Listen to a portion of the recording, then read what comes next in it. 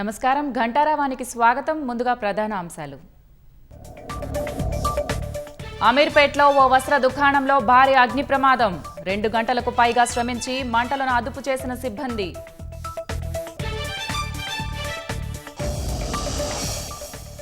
దట్టంగా పొగ అలుముకోవడంతో ప్రజల ఇక్కట్లు, వాహనాల రాకపోకలకు అంతరాయం.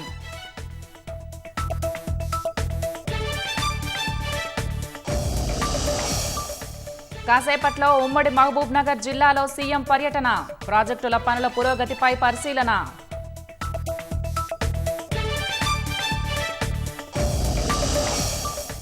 రాహుల్ గాంధీ వ్యాఖ్యలు సరికావన్న బీజేపీ, కాంగ్రెస్ పార్టీలోనే ఎమర్జెన్సీ పరిస్థితులు ఉన్నాయని ధ్వజం.